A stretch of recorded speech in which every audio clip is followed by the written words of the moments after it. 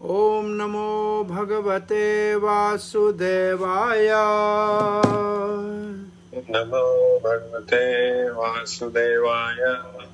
ओम नमो भगवते वासुदेवाय। नमो भगवते वासुदेवाय। ओम नमो भगवते वासुदेवाय। नमो भगवते वासुदेवाय। नारायणं नमस्कृत्यं नरं चैव नरोत्तमं देवीं सरस्वतीं व्यासं ततो जयमुदीरये। नष्टप्रायेषु भद्रेषु नित्यं भागवत सेवया भगवती उत्तमश्लोकिर्भक्तिर्भवति नैष्टिकी। कृष्णाय वासुदेवाय देवकी नंदनाय च नंदगोपकुमाराय गोविंदाय नमो नमः। जय श्री कृष्ण चैतन्य प्रभु नित्यानंद श्री अद्वैत गदाधर शिवासदि गौर भक्त वृंद। हरे कृष्णा कृष्णा कृष्णा हरे हरे, हरे राम राम राम हरे हरे। प्रिय पंचशील भक्तवृंद, दामोदर देश भक्तवृंद, सनातन देश फेसबुक के भाग्यशाली भक्तों, हम श्रीमद् भागवत के प्रार्थनाओं के अंतर्गत 10वें स्कंद के 14वें अध्याय में ब्रह्मा जी की प्रार्थना के 25वें श्लोक का आज पाठ करने जा रहे हैं। आत्मानमेवात्मत्या विजानताम् तेनैव जातुं निखिल प्रपंचितं ज्ञानेन भूयोऽपि च तत्प्रलीयते रजोन् अहभोग भवा भवो यथा।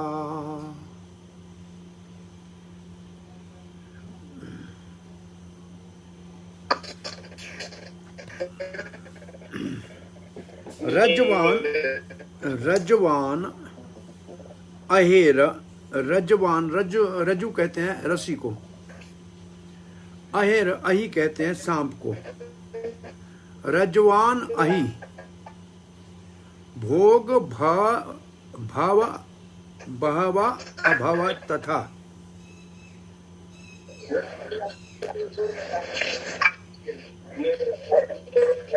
अज्ञानता के कारण, अंधकार के कारण रस्सी को सांप समझ के कोई भयभीत होता है, लेकिन प्रकाश हो जाए तो रस्सी समझेगा भय चला जाएगा। ये उदाहरण दिया है। रज्जवान अहेर भोग, अहेर भोग मतलब सांप का शरीर। भवा भवा अभवा, पहले लगता है कि सांप है, फिर लगता है कि सांप नहीं है रस्सी में। ऐसे ही उदाहरण देके, ऐसे ही आत्मानाम एव आत्मया अविजानंतम, जो आपको नहीं जानते हैं। आत्मानाम आपको निश्चित रूप से आत्मया परम पुरुष परमात्मा के रूप में नहीं जानते हैं। अवजानंतम नहीं जानते हैं। निखिल परपंच, उनके लिए यह संसार ही सारा सब कुछ है। पर आपको अगर एक बार जान लेंगे तो यह संसार नाश हो जाएगा। बहुत सरल सी बात है। जो अज्ञान के कारण, अंधकार के कारण रस्सी को सांप समझ लेता है, वो भयभीत होता है। परंतु जैसे ही प्रकाश में रोशनी होने से रस्सी समझ में आ गई सांप नहीं है, तो भय समाप्त हो गया। ऐसे ही जो आपको परम पुरुष परमात्मा के रूप में नहीं जानते हैं, जो सब आत्माओं के आत्मा हैं, जैसे कल के श्लोक में कहा गया था, उनके लिए ये सारा विस्तृत संसार ही सब कुछ है। परंतु जो आपको जान लेते हैं, उनके लिए संसार समाप्त हो जाता है। तो यहां संसार की तुलना दी गई है अज्ञानता के कारण उसको सब कुछ समझना, जैसे सांप समझना रस्सी को। और ज्ञान हो जाए तो वो जैसे रस्सी है, ऐसे रस्सी समझ में आ जाएगी तो भय खत्म हो जाएगा। तो संसार की परपंच का भय तब तक है जब तक भगवान का ज्ञान नहीं है अथवा आत्मा का ज्ञान नहीं है। श्री प्रभुपाद जी के शिष्य लिखते हैं, जो भौतिक जगत में डूबा हुआ है, जैसे कोई समुद्र के बीच में पानी में हो तो चारों ओर पानी ही दिखाई देगा, वो चारों ओर पानी के बीच में कोई व्यक्ति है तो उसको पानी दिखाई देगा और कुछ नहीं दिखाई देगा। ऐसे ये संसार के माया के सागर में जो डूबा हुआ है उसको सब जगह माया ही दिखाई देगी। फिर उदाहरण देते हैं, जैसे बड़े वैज्ञानिक है भौतिक, बड़े दार्शनिक है भौतिक, ये माया के समुद्र में गोते लगा रहे हैं और समझते हैं ये माया का जो ज्ञान है, ये माया का जो विस्तार है वो अनंत है, सर्वत्र है। परंतु जो शास्त्र को जानते हैं वो समझते हैं कि ये जगत तो एक छोटा सा ब्रह्मांड है, ऐसे अनंत कोटि और ब्रह्मांड है।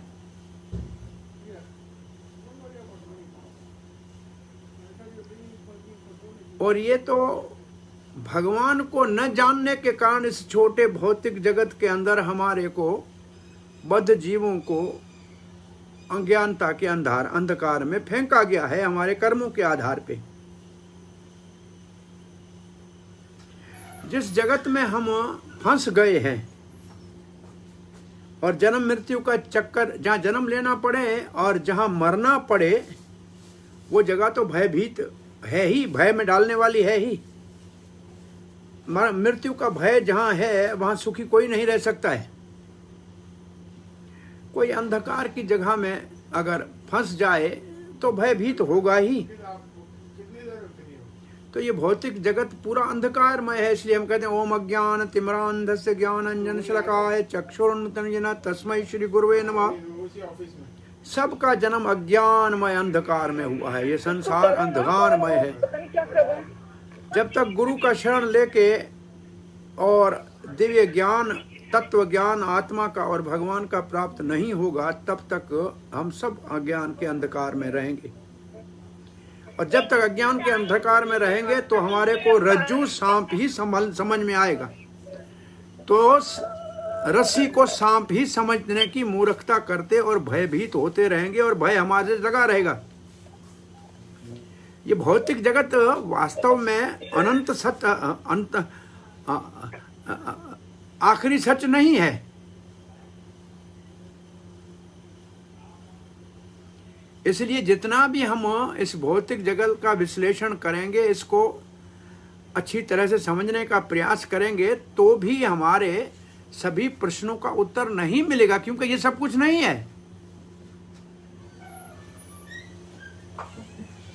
ये अंधकारमय हमारा भौतिक जगत का जीवन उस सांप के समान है जो हम अज्ञानता के कारण देख के भयभीत हो रहे हैं। पर जैसे ही भगवत तत्व का ज्ञान हो जाए, कृष्ण भावना में कोई आ जाए, तो ये रस्सी समझ में आएगी और भय खत्म हो जाएगा।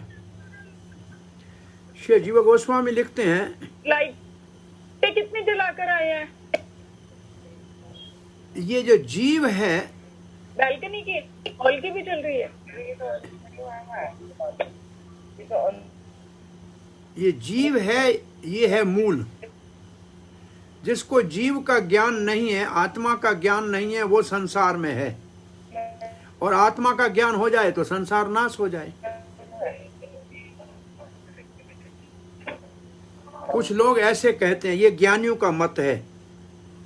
ज्ञानी कहते हैं आत्मा का ज्ञान नहीं है, इसलिए अज्ञान का संसार है, आत्मा का ज्ञान हो जाएगा, संसार समाप्त हो जाएगा।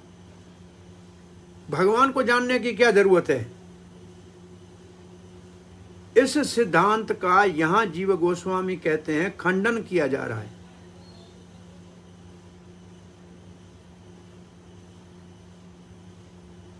जो अपने आप को आत्मा नहीं समझते हैं, उनको भौतिक प्रकृति माया का शरीर दे देती है, परंतु जो भगवान का भक्त है,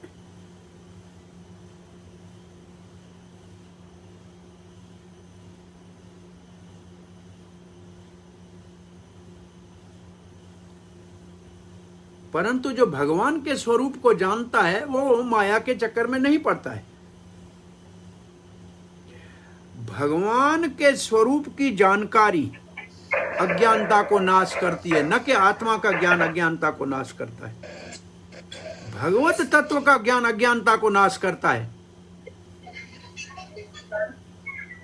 हमें अपने स्वरूप का ज्ञान तो होना ही चाहिए आत्मा का, पर भगवान के स्वरूप का ज्ञान होना चाहिए, तभी अज्ञानता नाश होगी।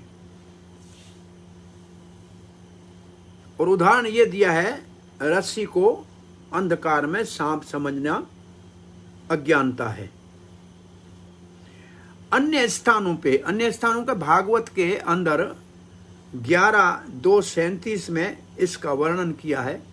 भयम द्वैत्या अभिनिवेशे तस्यात् ईशाद अपेतस्य विपर्यो स्मृति तन मायया यतो बुद्ध भजेत तम भक्त्या एकेशम गुरुदेवते आत्मा।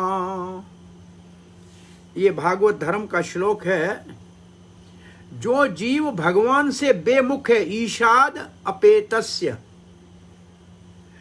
भगवान से जो जीव बेमुख है उसके लिए संसार है। और संसार है का अर्थ है कि वो अपने आप को शरीर समझता है और आत्मा का उसको ज्ञान नहीं है। और फिर क्योंकि शरीर और शरीर के ही सारे संबंध में जीवन में डूबा हुआ है,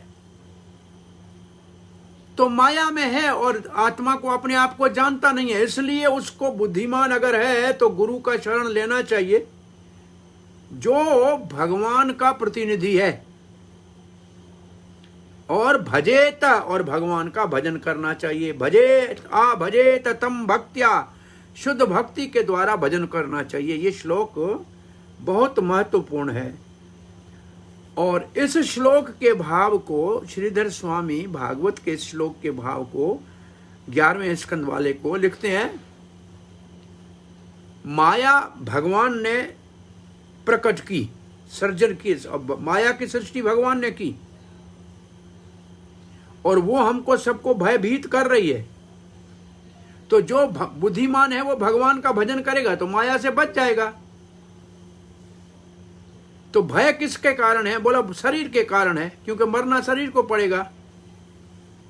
और वो शरीर मिला है अज्ञानता के कारण, आत्मा का ज्ञान नहीं था इसलिए शरीर मिला। तो माया करेगी क्या? बोला जो भगवान से बेमुख है उसको माया अपने स्वरूप को समझने भी नहीं देगी।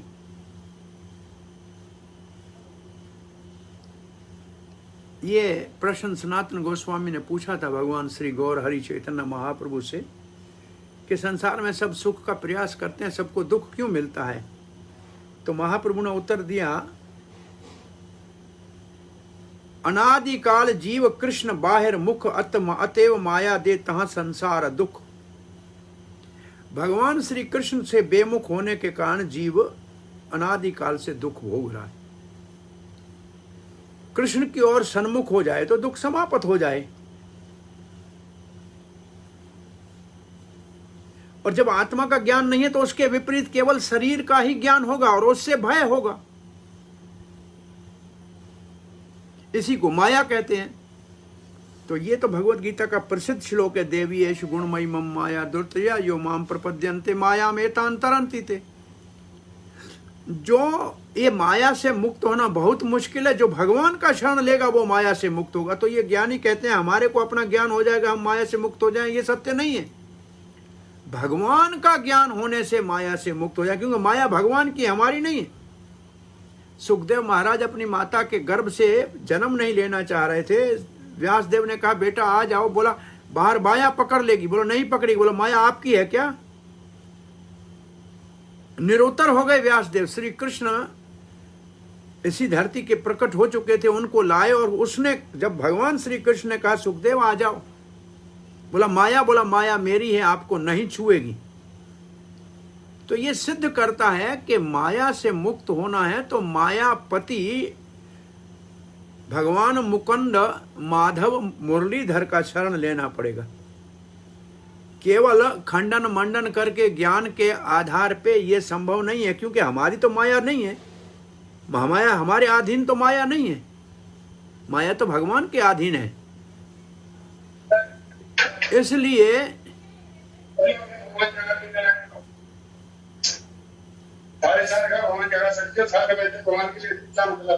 स्वयं भगवान का नाम लो, कृष्ण नाम लो या राम नाम लो या भगवान का कोई भी नाम लो तो माया चली जाएगी। परंतु स्वयं भगवान श्री कृष्ण परिपूर्ण है और कृष्ण प्रेम परम लक्ष्य है भाग्यशाली भक्तों का। ये इस श्लोक से समझना चाहिए। श्री सनातन गोस्वामी पाद लिखते हैं, आसानी से, बहुत सिंपली, सुख से, सरलता से, सहज ही संसार को कैसे समाप्त किया जाए। संसार माने जन्म मृत्यु। परंतु बहुत से लोग नहीं जानते हैं। क्या नहीं जानते हैं? कि वो आत्मा है, चेतन है, ब्रह्म है, उनका स्वरूप क्या है वो नहीं जानते हैं।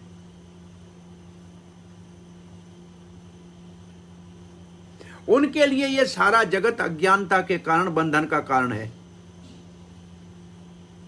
आत्मज्ञान जिनको प्राप्त हो जाए वो कम से कम अज्ञान से निकल आएंगे।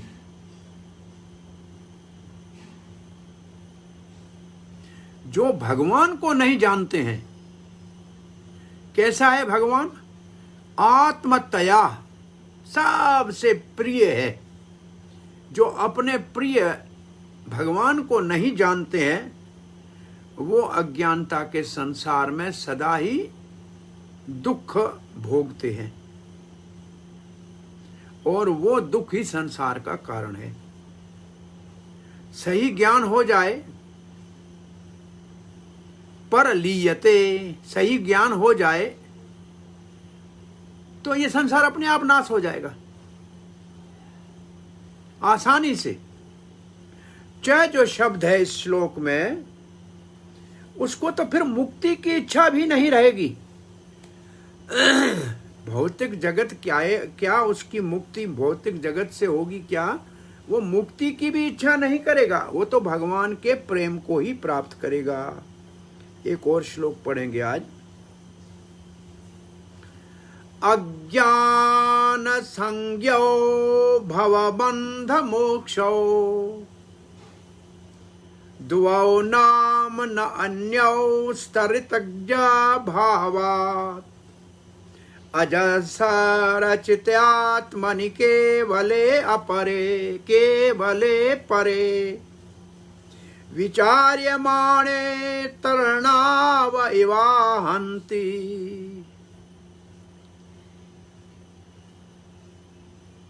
ये जो तरणाव जो शब्द है इसका अर्थ है सूर्य।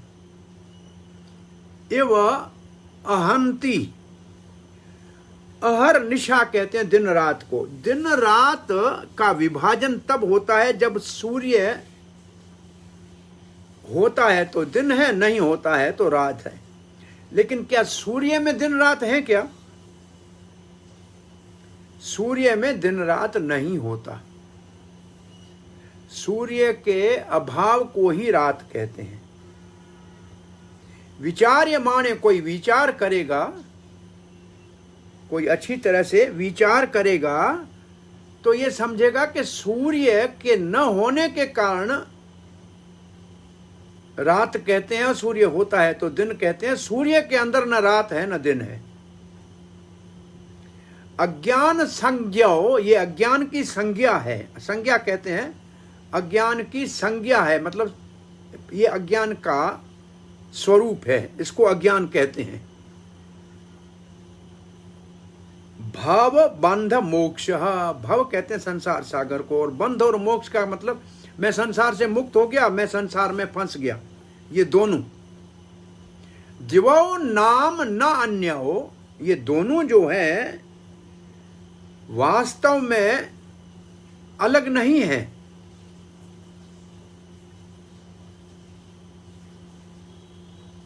अज्ञान के अभाव से ऐसे लगता है, ये दो अलग नहीं है।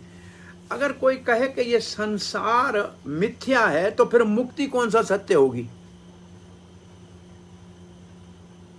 तो ये जो ज्ञानियों का लक्ष्य है कि हम मोक्ष बंधन से मुक्त हो जाएंगे, ये दोनों ऐसे हैं जैसे सूर्य के अभाव में दिन रात का पता लगता है। सूर्य में न दिन होता है न रात होता है। ऐसे जो वास्तव में आत्मा के स्वरूप को और भगवान को जानते हैं वो बंधन मुक्त से परे हैं। बंधन किसको है? प्रभुपाद जी एक बार एक उदाहरण दे के कहते हैं कि कुछ लोग कहते हैं मैंने ये त्याग किया, मैंने ये त्याग किया। अरे तो लाया क्या था मेरा भाई? प्रभुपाद जी कहते दुनिया में तुम्हारा है क्या जिसको तुमने त्याग किया? ये तो तुम्हारा पहले था ही नहीं, तुम इसको त्याग कह रहे हो मैंने त्याग किया। क्या तुमने त्याग किया? तुम लाए क्या थे? तुम्हारा कुछ था ही नहीं, तो क्या तुमने त्याग किया? तो ये भी हमारी एक सोच है केवल। तो यहां इस श्लोक कहता है भौतिक बंधन और मुक्ति दोनों ही अज्ञानता का सूचक है। अज्ञानता की संज्ञा है का मतलब अज्ञानता का सूचक है। ये ज्ञान के दायरे से बाहर है। ज्ञान के जो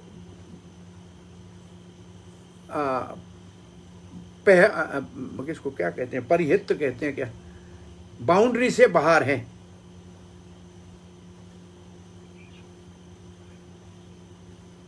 उनका अस्तित्व ही समाप्त हो जाएगा, उनका वजूद ही समाप्त हो जाएगा जब हम अच्छी तरह से आत्मा के स्वरूप को जानेंगे। आत्मा चेतन है, शरीर से अलग है, ये जब जान लेंगे उस समय बंधन और मुक्ति दोनों अपने आप समाप्त हो जाएगा। कोई महत्व नहीं रहेगा। जैसे दिन रात का महत्व सूर्य में कैसे रह सकता है? तो भौतिक जगत का, ये माया का जगत जो है, ये माया है। जगत से हमारा कोई वास्तविक संबंध नहीं है। इस जगत से हमारा संबंध है क्या? कोई संबंध नहीं है। भाई जेल से हमारा क्या संबंध है? हमको डाल दिया गया है अंदर, हम थोड़ी अपनी इच्छा से आए हैं। तो संसार का बंधन भी माया है, क्योंकि वास्तविक हमारा संसार से कोई संबंध नहीं है। हमारा तो संबंध न वास्तव में भगवान से है। संसार से हमारा कोई संबंध नहीं है, परंतु हमने संसार से संबंध मान रखा है। कैसे मान रखा है? झूठे अहंकार के कारण। अहंकार के आगे झूठा लगाना पड़ेगा। सच्चा अहंकार भी होता है मैं भगवान का हूं, झूठा अहंकार होता है ये शरीर मेरा है, मैं इस संसार का हूं। मैं संसार का हूं, झूठा अहंकार है, मैं भगवान का हूं, सच्चा अहंकार है। सच्चा अहंकार भगवत प्राप्ति के लिए आवश्यक है, झूठा अहंकार बंधन का कारण है। झूठे अहंकार के कारण हम अपने आप को भौतिक जगत और इस शरीर से बांध देते हैं, अपने आप को जोड़ देते हैं। तो वास्तव में मुक्ति का अर्थ है कि इस अज्ञानता को छोड़ना है और कुछ नहीं है। झूठे अहंकार को छोड़ना है, जिसको हमने मैं मान के रखा है उसी को छोड़ना है और कुछ नहीं है। वो एक व्यक्ति दोनों हाथ से खंभे को पकड़ के कह रहा था मुझे छुड़ाओ मुझे छुड़ाओ। भाई तुम्हें पकड़ा किसने? तुम ही ने खंभे को पकड़ के रखा है, छोड़ दो और चले जाओ। तो हमने संसार को पकड़ के रखा है। बंधन हमारे झूठे अहंकार के कारण है, हटा दो, खत्म हो गया। तो ये माया का पर्दा हट गया तो बंधन कट गया।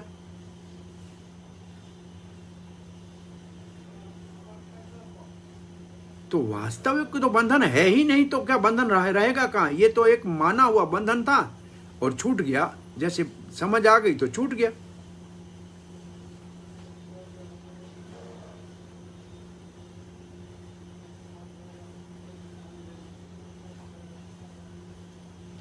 अब इससे आगे बढ़ते हैं। कोई कहे कि संसार में दुख है, और है भी संसार दुखालयम, दुख तो है ही संसार में। मैं दुख से मुक्त हो जाना चाहता हूं। चलो भाई दुख से मुक्त हो गए, फिर फिर इसके बाद क्या करोगे? जैसे कोई व्यक्ति जेल में है, बहुत दुखी हूं, यहां मुझे बाहर निकालो, बाहर निकाला, फिर करोगे क्या? जेल के गेट पे आए, जेल से बाहर निकाल दिया। बाहर जिनके साथ पहले आपका संबंध था, उन्होंने आपको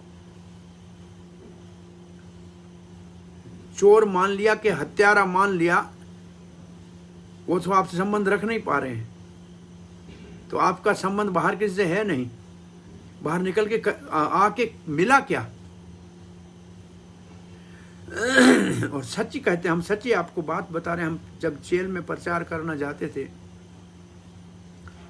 एक माता जी जेल में हमको मिली, अभी उम्र 40-50 से ऊपर हो गई थी। वो रोटियां बनाती थी सब अपनी माताओं की, जेल का लेडीज जेल थी उसमें। तो हमने ऐसे ही पूछा, कैसे माता जी आपको आना हुआ? बोला मेरे को पति की हत्या का आरोप लगा दिया। अब मेरा भगवान जानता है मैंने मारा कि नहीं मारा, लेकिन 14 साल से यहाँ हूं। अब ये मुझे कहते हैं कि तुम को जेल से निकालते हैं, जाओ। मैंने बोला मैं कहाँ जाऊं? न तो मेरे को ससुराल वाले स्वीकार करेंगे, वो सब कहेंगे कि हमारे बेटे को मारा है, न ही समाज में मेरा परिवार हमको स्वीकार करेगा। इससे तो कम से कम यहाँ सबके साथ बैठी हूँ, 25-50 ही हैं, उनका घर परिवार की तरफ मैं बाहर जाना ही नहीं चाहती। तो यहाँ एक बहुत बड़ी बात लिखी जा रही है कि आप मुक्त भी हो जाओ संसार के दुख से, लेकिन आपको सकारात्मक कोई और अच्छा बाहर प्रेम करने वाला, सेवा लेने वाला, सुख देने वाला न मिले तो बाहर निकलने का लाभ क्या हुआ?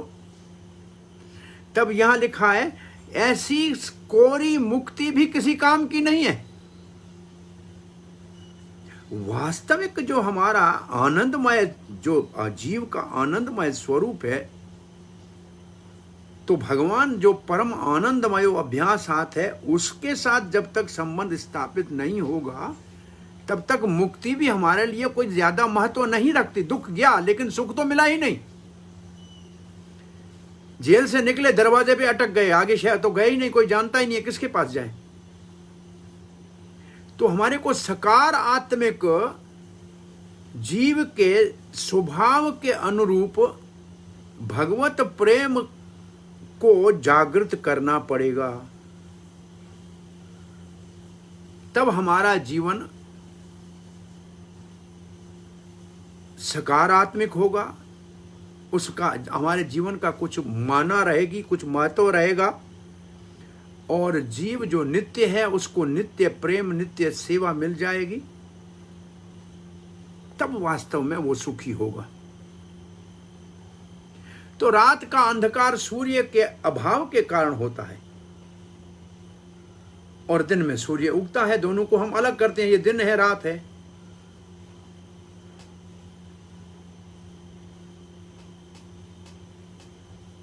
ऐसे जब भगवान से संबंध हो जाएगा तो हमारे लिए न मुक्ति रहेगी न बंधन रहेगा। इसलिए आप भागवत में बहुत प्रसिद्ध रूप से देखेंगे कि सारे भक्तों ने कहा है कि हमें मुक्ति नहीं चाहिए।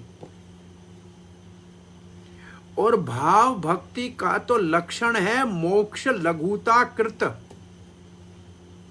मोक्ष को तो वो तुच्छ मानते हैं, कुछ भी नहीं मानते। उसको तो तिनके के समान भी महत्व नहीं देते हैं। वो तो भगवान की सेवा को ही सर्वस्व मानते हैं। तो मुक्ति से ऊपर प्रेम भक्ति है, ये मुख्य बात कही जा रही है। जब शुद्ध भक्ति के स्तर पे आएगा तब भगवान का सानिध्य प्राप्त होगा, और तब वास्तव में जीवन शुरू होगा। चक्रवर्ती प्याल लिख रहे हैं, और चक्रवर्ती कहते हैं ये ज्ञानी कहते हैं जगत मिथ्या है, तो फिर इस जगत मिथ्या से मुक्ति क्या मांगते हो? तो तुम्हारी मुक्ति भी तो मिथ्या ही हो गई ना। मिथ्या से मुक्त होने का महत्व क्या हुआ? कोई महत्व नहीं है। तो इस संसार में बंधन और मुक्ति दोनों ही अज्ञानता के कारण है। जैसे वास्तव जीव का ज्ञान हो जाए, उसके स्वरूप का ज्ञान हो जाए, भगवान का ज्ञान हो जाए, तो बंधन और मुक्ति दोनों समाप्त हो गए। जैसे सूर्य के अंदर चले गए, सूर्य का ज्ञान हो गया तो दिन और रात दोनों समाप्त हो गए। सूर्य के लिए कोई दिन रात है क्या? सूर्य के लिए दिन रात नहीं है, हमारे लिए दिन रात है। जहां हम सूर्य देखते हैं, सूर्य को नहीं देखते हैं। श्री जीव गोस्वामी लिखते हैं, ऋतज्ञ भावात का अर्थ है, ऋत मतलब खाली, ज्ञ भावात जानकारी नहीं है, विशेष आत्मा की जानकारी नहीं है कि आत्मा नित्य है, ये जो नहीं जानता है। अजसर चितात्मनि, चित्त का अर्थ है ज्ञान, और ये ज्ञान सूर्य के समान है। तो अजसर का हमने कल अर्थ पढ़ा था। अजसर का अर्थ है रुकावट, किसी के काम में कोई बाधा। तो जिसके प्रकाश में कोई बाधा नहीं है, चित्त का मतलब प्रकाश, ज्ञान का मतलब प्रकाश, जिसके प्रकाश में कोई बाधा नहीं है, इसका मतलब जो सूर्य में बैठा है उसके लिए दिन रात कहाँ है?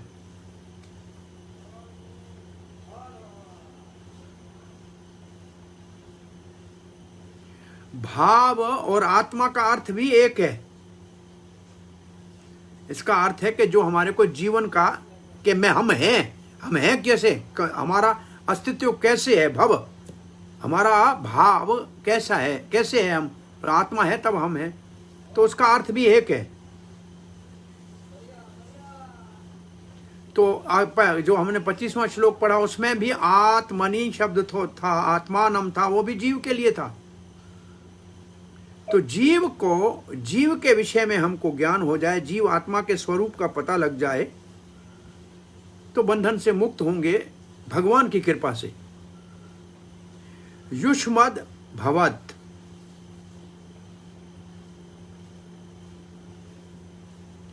ये जो शब्द है ये भगवान का सूचक है। भगवान, जीव से अलग भगवान का ज्ञान भी होना चाहिए। बंधन और मुक्त आत्मा के ज्ञान से अलग है। बंधन और मुक्त, जीव मुक्त, ये माया का पसारा है। जब आत्मा के स्वरूप और भगवान के संबंध को जानेंगे तो फिर इन दोनों का अस्तित्व समाप्त हो जाएगा।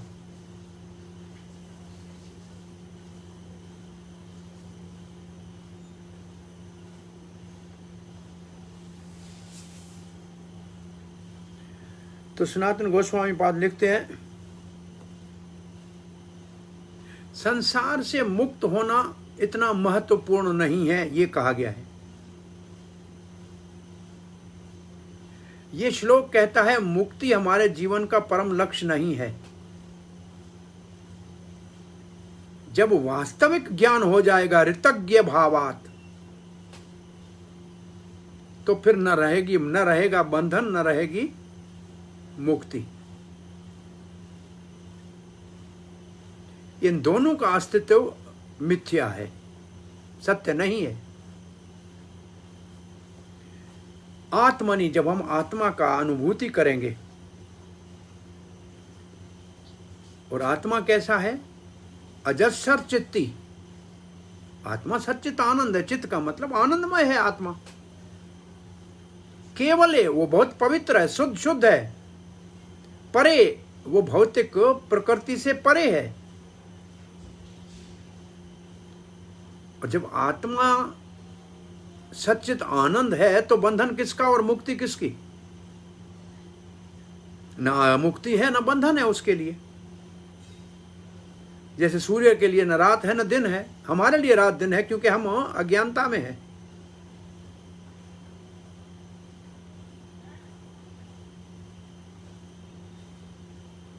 संसार समाप्त हो जाए और हम मुक्त हो जाएं, इसका इतना महत्व नहीं है, इसलिए जीवन का लक्ष्य नहीं है।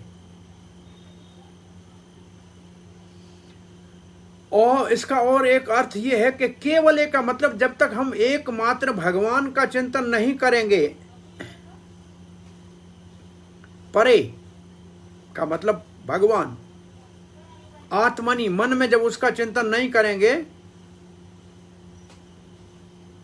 अथवा जब हम भगवान का चिंतन करेंगे तो फिर न बंधन रहेगा न मुक्ति रहेगी, दोनों समाप्त हो जाएंगे।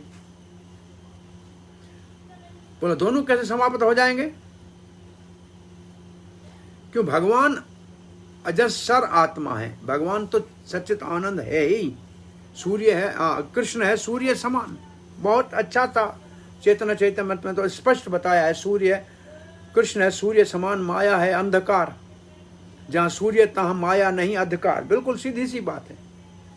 तो माया ही बंधन और मोक्ष का कारण है, जहाँ माया है ही नहीं वहाँ बंधन और मोक्ष कहाँ है? कृष्ण से संबंध हो जाए तो वो तो अजस्र चित्ती है, वो तो सत्य प्रकाश है।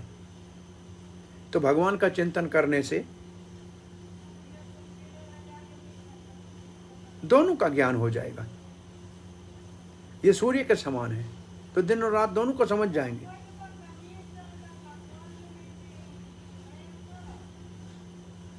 तो मुक्ति हमारा मुख्य उद्देश्य नहीं है, परंतु कृष्ण प्रेम हमारा मुख्य उद्देश्य है। ये श्लोक पढ़ के रखते हैं, आज क्लास है अभी। त्वामात्मानं परं मत्वा परमात्मानमेव च आत्म पुनर्बहिर्मृग्य अहो अज्ञः जन्ता अज्ञता। भगवान आप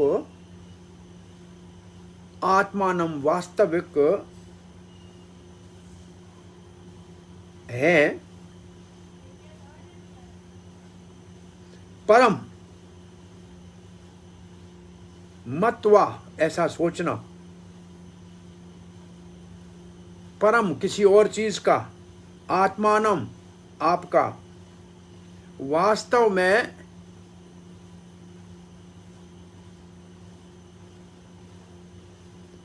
और फिर कहीं बाहर ढूंढे, मृग्या का मर और कहीं बाहर ढूंढे,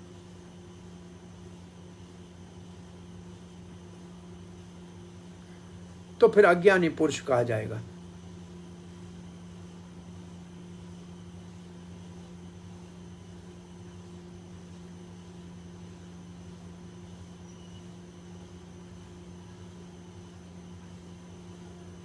इसके ऊपर चर्चा आज करें कि कल करेंगे?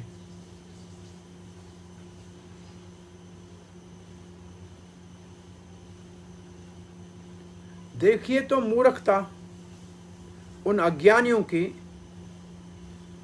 जो आपको कुछ माया का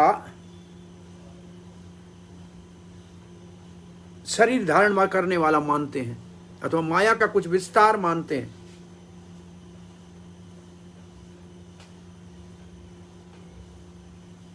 और अपने आप को, आत्मा को, जो आपका अंश है, वास्तविक है, उसको कुछ और मानते हैं, उसको शरीर मानते हैं अपने आप को। ऐसे मूर्ख ये निर्णय निकालते हैं कि परमात्मा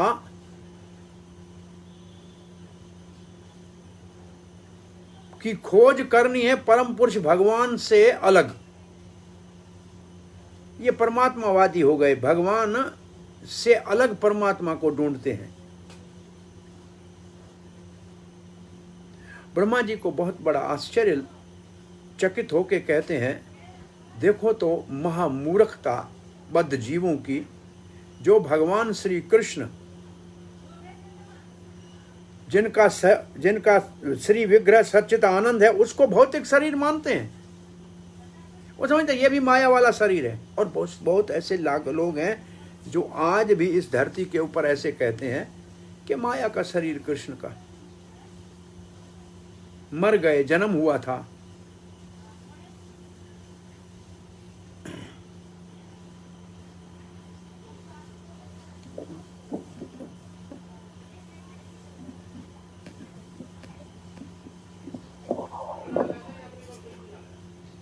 भगवान श्री कृष्ण के वास्तविक सच्चिदानंद स्वरूप को न जानने के कारण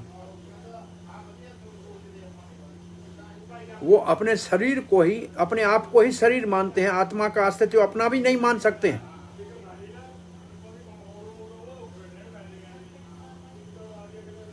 इसलिए कहते हैं कि श्री कृष्ण नहीं, कृष्ण के अंदर जो आत्मा है उसको ढूंढना है। जैसे प्रभुपाद जी बहुत कटाक्ष करते थे कि लिखते हैं कि भगवान ने कहा है मन मनाओ, तो कहते हैं कृष्ण को नहीं, कृष्ण के अंदर जो है उसको ढूंढो, उसमें मन लगाओ, और कृष्ण के अंदर और कृष्ण से अलग किसी और को ढूंढो।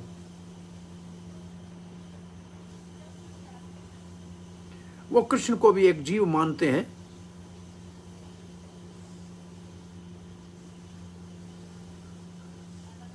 वो भगवान श्री कृष्ण स्वयं की भगवत गीता को अथवा ब्रह्मा जी के इन वचनों को नहीं सुनते हैं और अपने मन से कुछ विचार करके अपने को भी भगवान के समान मानते हैं या भगवान को अपने समान मानते हैं, और इसका कारण केवल उनका अज्ञान है।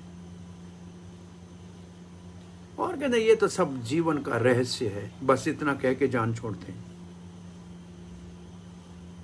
जो लोग अपने आप को आध्यात्मिक ज्ञान को जानने वाले मानते हैं परंतु वो वास्तव में ज्ञानी नहीं है, वो आपके ब्रज के इस गोपाल रूप में आसक्त नहीं है। वो क्या करते हैं, वो भूसा कूट रहे हैं, कहीं उसको चावल नहीं मिलेगा जो पहले कहा गया है।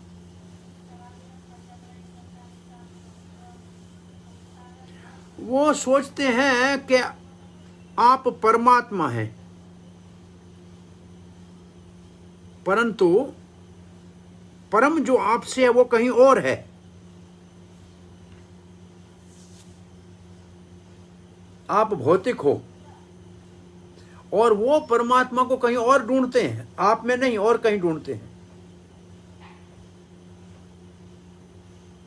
क्या उन मूर्खों की मूर्खता की बात करें। ये विवर्तवादी हैं, ये परिणामवादी हैं। वो भौतिक ही बात करते हैं, भगवान के बारे में नहीं जानते हैं। वो चिद ब्रह्म यहां बताया गया है, शब्द ब्रह्म वपू दधार, भागवत में बताया गया है कि चिद ब्रह्म का स्वरूप है। तद वपू भाति विभू संधया संधयोधि अव्यक्त चिद व्यक्तम अधर्य विध अधर अध्र्यद विभो बभूव तेनेव स वामनः। बाबा 8वें स्कंद में वामन देव के लिए क्या लिखते हैं, वो स्वरूप जिसके ऊपर सुंदर आभूषण थे, अस्त्र शस्त्र थे, जो अदृश्य है, जो पूर्ण रूप से आध्यात्मिक है, अपनी कृपा से भगवान ने दिखाया। उसके माता पिता ने देखा वामन देव को एक ब्राह्मण बालक के रूप में। पहले भगवान के रूप में प्रकट हुए, फिर वो जैसे कोई अभिनेता अपने रूप को बदले, ऐसे बालक के रूप में हो गए।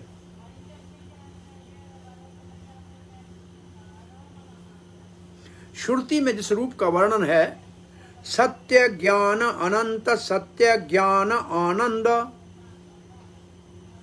ये जो श्रुति में लिखा है,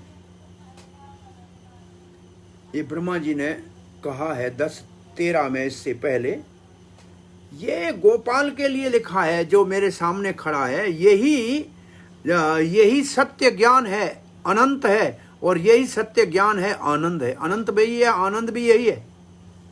गोविंद सच्चिदानंद ब्रह्म वृंदावन सुरभो तलसीनम, ये सच्चिदानंद रूप में साक्षात गोपालपुरी,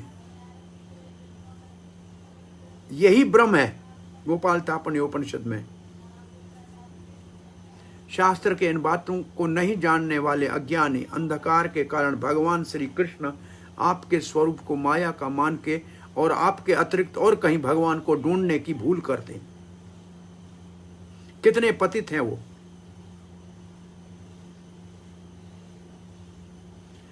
और परंपरागत गुरुओं का शरण नहीं लिया हुआ है तो फिर ऐसी ही स्थिति होगी संसार की।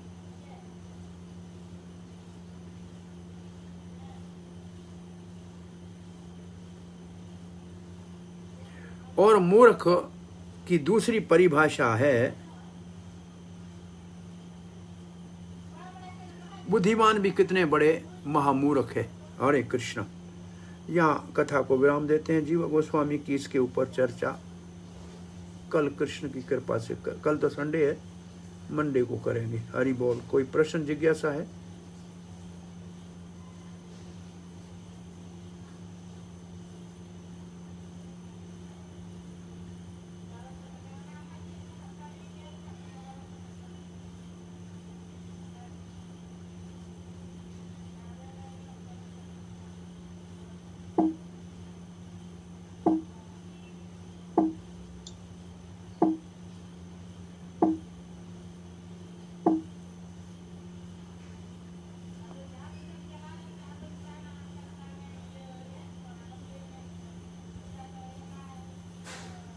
हरे कृष्णा।